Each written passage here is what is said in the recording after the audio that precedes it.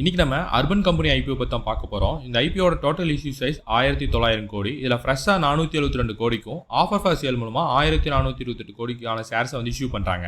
So 25% fresh இஷ்யூவும் 75% offer for சேலும் இருக்கு. இதுல இருந்து நம்மளால என்ன தெரிஞ்சுக்க முடியுதுன்னா, திரட்டப்படும் நிதியில 25% தான் வந்து இந்த கம்பெனியோட growthக்கு போக போகுது. 75% ஷேர்ஸை விற்பனை பண்ணக்கூடிய அவங்க ப்ரொமோட்டர்ஸ் தான் போய் சேர போகுதுன்னு சொல்லிட்டு தெரிஞ்சுக்க முடியுது. ஸோ இந்த திரட்டப்படும் நிதியில இவங்க 190 கோடிக்கு புதுசாக டெக்னாலஜி டெவலப்மெண்ட் மற்றும் கிளவுட் இன்ஃப்ராஸ்ட்ரக்சருக்கான செலவினங்களுக்கு பயன்படுத்த போகிறதா சொல்லியிருக்காங்க. 75 கோடி வந்து பார்த்தீங்கன்னா லீசஸ்க்கு எடுத்துருக்கக்கூடிய பில்டிங்ஸ்க்கான பேமெண்ட்ஸ்க்கு பயன்படுத்த போகிறதா சொல்லியிருக்காங்க. ஸோ மீதி 90 கோடி வந்து பார்த்தீங்கன்னா இவங்களோட மார்க்கெட்டிங் ஆக்டிவிட்டீஸ்க்கு பயன்படுத்த போகிறதா சொல்லியிருக்காங்க. ஸோ இப்போ இந்த நிறுவனம் என்ன பண்ணுறாங்க, இவங்க பிஸ்னஸ் மாடல்னு பார்க்க போகிறோம். இவங்க வந்து ஒரு ஆன்லைன் பிளாட்ஃபார்ம், கஸ்டமரையும் சர்வீசஸ் பண்ணக்கூடிய ப்ரொஃபஷனல்ஸையும் வந்து கனெக்ட் பண்ணக்கூடிய ஒரு ஆன்லைன் பிளாட்ஃபார்ம் தான் வந்து பார்த்தீங்கன்னா இந்த அர்பன் கம்பெனி. ஸோ இதில் இந்த ஆன்லைன் பிளாட்ஃபார்ம் மூலமாக இவங்க சலூன், ஸ்பா, மசாஜ், க்ரூமிங்னு சொல்லிட்டு இந்த மாதிரி பண்ணக்கூடிய ப்ரொஃபஷனல்ஸை வீட்டுக்கே வந்து சர்வீஸ் பண்ணுவாங்க.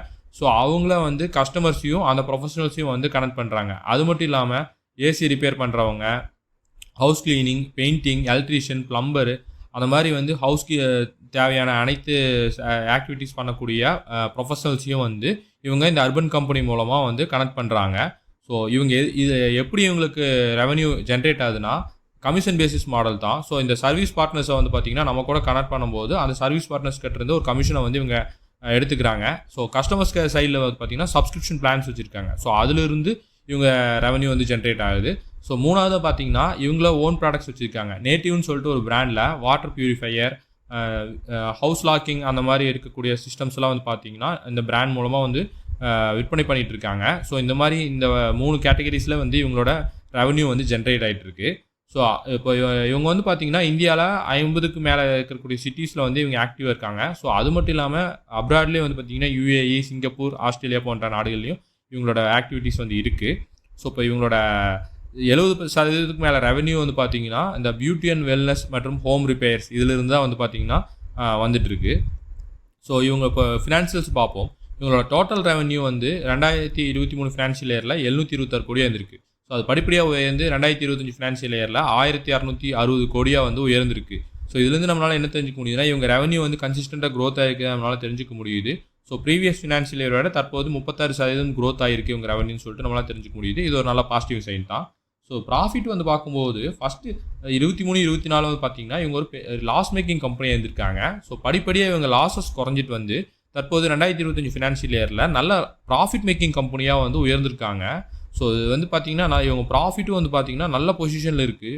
ஸோ பெரிய லாஸ்லேருந்து வந்து பார்த்தீங்கன்னா இப்போ நல்ல ஹியூஜ் ப்ராஃபிட்டுக்கு அவங்க போயிருக்காங்க. ஸோ இது வந்து பார்த்தீங்கன்னா ஒரு மேஜரான பாசிட்டிவ் விஷயம் தான் இந்த கம்பெனிக்கு.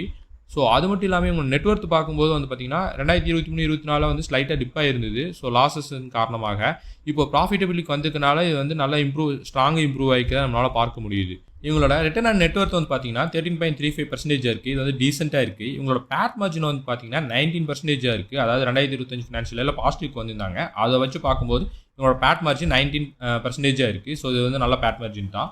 ஸோ கன்சர்னாக இருக்கக்கூடிய விஷயங்கள் என்னென்னா இவங்களோட பி ரேஷியோ வந்து 61 இருக்குது. ஸோ இது வந்து பார்த்தீங்கன்னா ஓவர் வேல்யூடாக இருக்குது.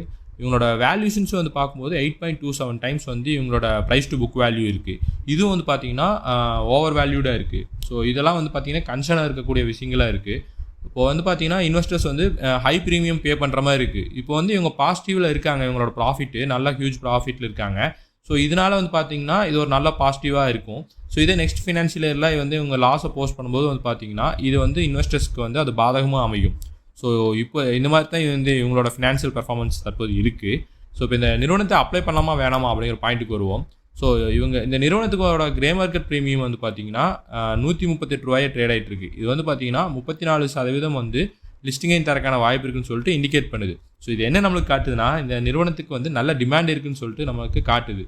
ஸோ என்னதான் இவங்க ஃபினான்ஷியல்ஸில் ஒரு ஸ்லைட்லி ஒரு ட்ராபேக் இருந்தாலும் ஸோ தற்போது இந்த நிறுவனத்துக்கு ஒரு நல்ல ஒரு வரவேற்பு இருக்கிறத இந்த கிரே மார்க்கெட் ப்ரீமியம் இண்டிகேட் பண்ணுது. இதேமாரி இருக்கக்கூடிய ப்ரீவியஸாக வந்த சில ஆன்லைன் பிளாட்ஃபார்ம் ஐபிஓஸ் எல்லாம் வந்து பார்த்தீங்கன்னா நல்ல வரவேற்பு கிடைச்சிது இன்வெஸ்டர்ஸ்கிட்ட இருந்து. ஈவன் அவங்க வந்து ஒரு லாஸ் மேக்கிங் கம்பெனியாக அந்த ஐபிஓக்குள்ள வந்திருந்தா கூட அவங்களுக்கு வந்து இன்வெஸ்டர்ஸ் கிட்ட வந்து நல்ல வரவேற்பு இருந்தது. இதுக்கு காரணம் வந்து பார்த்தீங்கன்னா அந்த பிராண்ட்ஸ் எல்லாம் வந்து நல்ல ஃபெமிலியரான பிராண்ட்ஸ். மோஸ்ட் ஆஃப் தி இன்வெஸ்டர்ஸ்க்கு அந்த நிறுவனத்தை பற்றி நல்லாவே தெரியும். ஸோ அதனால் இந்த ஃபினான்சியல் அந்த மாதிரி விஷயங்கள்லாம் பார்க்காம அந்த நிறுவனங்களை அப்ளை பண்ணாங்க. ஸோ அதே மாதிரி இந்த நிறுவனத்திலையும் வந்து வரவேற்பு இருக்கிறதுக்கான சான்சஸ் இருக்குது. அது காரணமாக தான் வந்து கிரே மார்க்கெட் ப்ரீமியம் நல்லா ஹையராகவே இருக்குது. பட் ஸ்டில் நம்ம இந்த ஐபிஓவில் எக்ஸ்பெக்ட் பண்ணக்கூடிய லிஸ்டிங் வந்து பார்த்தீங்கன்னா 10 to 17% இருக்கலாம்னு சொல்லிட்டு எக்ஸ்பெக்ட் பண்ணுறோம். இந்த ஐபிஓவோட சப்ஸ்கிரிப்ஷனை பாதிக்கிறதுக்காகவே வந்து பார்த்தீங்கன்னா 2 ஐபிஓஸ் ஆல்ரெடி இருக்குது. ஸோ ஓவராலாக இந்த டைம் பீரியடில் 3 ஐபிஓஸ் வருது. ஸோ அதனால் இந்த 3 ஐபிஓஸோட சப்ஸ்கிரிப்ஷன்ஸ் வந்து பாதிக்கும். ஸோ இந்த ஐபிஓவில் வந்து டீசெண்டாக சப்ஸ்கிரிப்ஷன் ஆகிறதுக்கான சான்சஸ் அதிகமாக இருக்கிறதுனால இந்த ஐபிஓவில் லிஸ்டிங்கிறது வந்து பார்த்தீங்கன்னா 10 to 17% இருக்குன்னு சொல்லிட்டு நான் எக்ஸ்பெக்ட் பண்ணுறேன். ஸோ நீங்கள் லாங் டேர்ம் கன்சிடர் பண்ணுறதா இருந்தால் நான் ப்ரீவியஸாக சொன்னது தான். ஸோ இவங்க வந்து லாஸ் மேக்கிங்லேருந்து ப்ராஃபிட்டுக்கு வந்திருக்காங்க. ஸோ நெக்ஸ்ட் ஃபினான்ஷியல் இயரில் இவங்க என்ன போஸ்ட் பண்ண போகிறாங்கிறத பொறுத்து தான் இந்த கம்பெனியோட ஃப்யூச்சர் க்ரோத்தே இருக்குது. ஸோ அதனால் நீங்கள் வந்து சேஃப் இன்வெஸ்டராக இருந்தால் அதை பார்த்துட்டு கன்சிடர் பண்ணுறது பெட்டராக இருக்கணுங்கிறது என்னோட ஒப்பீனியன். ஸோ இந்த இன்ஃபர்மேஷன் உங்களுக்கு யூஸ்ஃபுல்லாக இருந்தால் நம்ம சேனலை மறக்காமல் சப்ஸ்கிரைப் பண்ணிவிட்டு இந்த வீடியோவுக்கு லைக்கும் பண்ணுங்கள். நன்றி, வணக்கம்.